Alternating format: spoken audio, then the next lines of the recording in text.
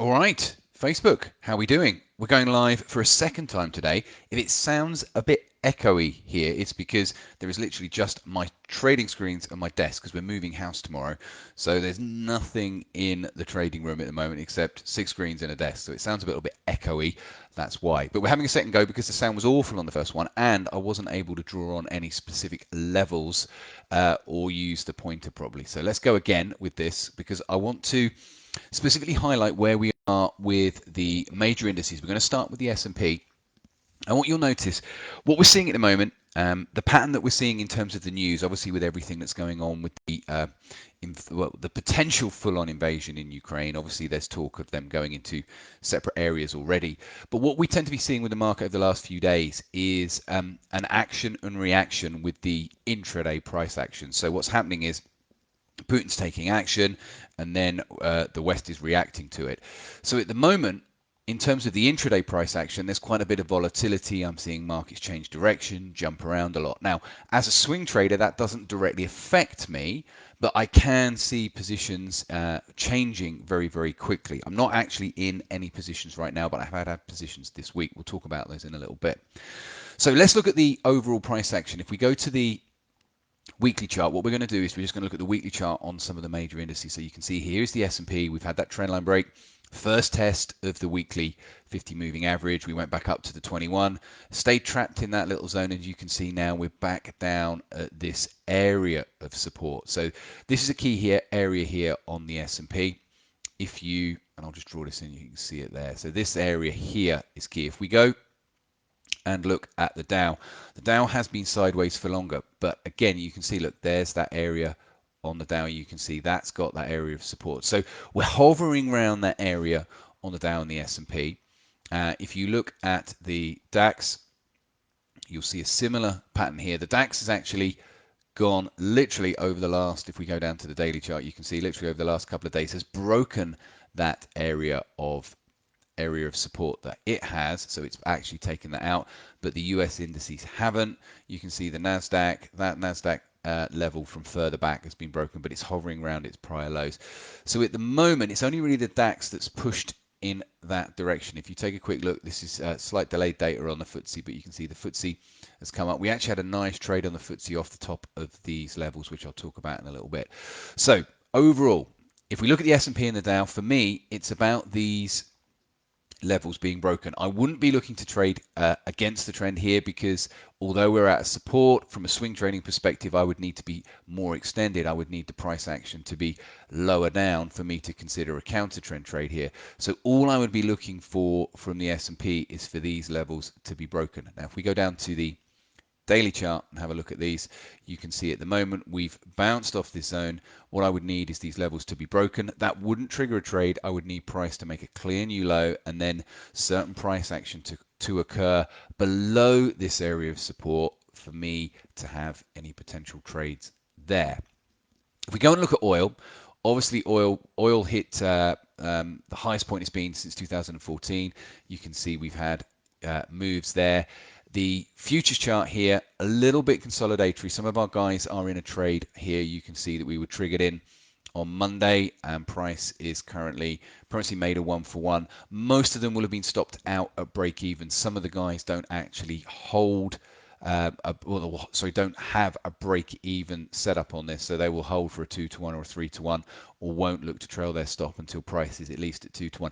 Some of the guys, as soon as price reaches 1-for-1, would have moved their stop up to break even, and as a result, the move back down would have been stopped out today. So our guys will either be break even on this one, or will still be holding. And again, oil doing a similar thing, reacting to what is going on. So we'll see if oil can take these highs out. If we do end up having an invasion, I think you'll see oil prices go up. But again, that's not a prediction to go long. That's just an opinion. In terms of the setup, the reason the guys are long on this is because of what the price action is. And I would be looking for further moves up to these highs and then a certain pattern up at these highs. And then that would trigger me long. So I'm not going to get in long because Russia invades Ukraine. I'm not going to do anything like that. I'm not going to react to what I hear in the news. I'm going to wait for the relevant setups, which I'm going to touch on in a second as well. So that's oil. Now, what I'm going to do with the currencies, is rather than spend too much time individually looking at them, I want to go through something that I've been talking about in our trading room, which is the narrowing of the range that you can see here on euro. So euro against the US dollar, we had this tight range. Price tried to break higher, then it tried to break lower, retested the highs, and then we've fallen back into this range. Now, I think this is largely due to the uncertainty that we're seeing with the potential of war, but also on the 16th of March, we've got the Fed interest rate announcement. It's the next FOMC meetings and announcement. So again, will the US put up their interest rates? They've been a lot more hawkish about doing this. We need to see whether that happens then. So again, at the moment, a lot of uncertainty. So as a result, you can see the euro there has collapsed quite tight. If we go and have a look at the pound against the US dollar, same thing, very tight in its price action. If you look at US dollar CAD, same thing you can see. So a lot of the majors are not trending. They're very, not only are they sideways, they are very consolidatory. They're very tight in the price action. And you can see if you go to US dollar Swiss franc, a little bit more movement. US dollar Swiss franc has been fairly consolidatory for a while.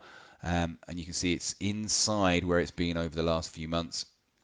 And then if you look at yen, similar thing. Not quite as tight as pound against the US dollar and euro against the US dollar, but you can see here the yen is still quite tight. So this is having a knock-on effect in terms of our swing trade frequency, because we're both trading the majors and we're trading cross pairs. Now, there's a little bit of a lesson, a little bit of a learning in here that I want to go through. So as a result of these markets being quite tight, not trending, we're not seeing as many trade opportunities, both on the majors, as I've said, and on the cross pairs that we trade. So if we go and look at the swing trades that I've had so far this year, you can see I've only had, if we look at this here, I've only had 5 trades, 2 winners, 2 losers, 1 break even. So you can see I'm profitable, but again, the overall flat percentage return is only 3%. So this is a lot lower than if we look at the last year. Now, this is key. I can see a correlation between my trade frequency, so simply the number of trades that I've got, the win-loss, well, the win-loss is about 50-50, but it's a small data sample, so I'm not too concerned about that. And the risk-to-reward on these particular trades is fixed anyway. So risk-to-reward and win-loss, I'm discounting, but I can see that my trade frequency is quite low. Only had those 5 trades. Now, what I'm going to do, and I've been doing this with the guys in the trading room, I obviously went into more detail, but look, what I'm going to do is go back and compare it to last year. So if I go back and compare it to last year, the same period last year, what you can see is I had a considerably larger number of trades. You can see there I had 17 trades instead of 5. But what that doesn't mean that I will do is I will suddenly just go, right, I'm going to suddenly start trying to find more trades or trying to capitalize from what we're seeing, or trying to look for a different approach, go and start suddenly trading stocks, or go and hunt down opportunities that don't fit my framework. So my framework stays the same. I don't go out and do something completely different simply because I've had less trades. But this is the power of the data. So you can see, yes, I had a much stronger start to last year in terms of trade frequency. Win-loss was about the same. It was slightly better. Risk to reward, you can see I had some good, I had a 5, nearly a 6-to-1 there, but then the other trades are fixed risk to rewards anyway. So a much better start specifically around trade frequency for 2021 than 2022. But obviously we can see that the price action on the majors and the current uncertainty that we're seeing with the interest rate announcement and what we're seeing with the potential war and the potential invasion is probably impacting that. So I have to take those circumstances into account and I have to allow for them. And very simply, I'm not going to do anything different. I'm just going to wait until more trade opportunities come along.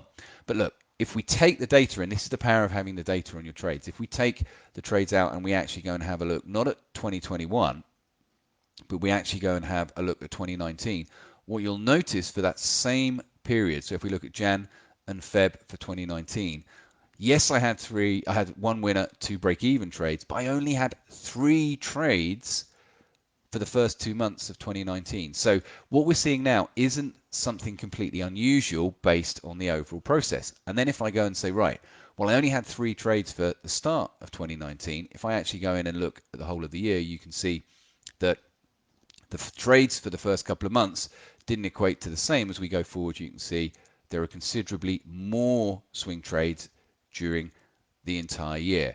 So the key lesson is here is to allow for the fact that we are in a period of uncertainty. The markets are reflecting that in terms of price action, and that is correlated to my trade frequency. But as I've said, it doesn't mean I'm going to start hunting trades down that I normally don't take, and it doesn't mean I'm going to go and do anything different. So I'm just going to stick to my rules, stick to my plan, and when the trade opportunities come along, I'm going to take them simply because I'm managing my risk correctly. So that's the key, is to maintain discipline despite the fact that I haven't had as many trades as I would like. And this is a really important coaching cue, because sometimes what causes traders to break their rules or overtrade is when they go through a period, not necessarily of losing trades, but when they go through a period where their trade frequency drops. All right.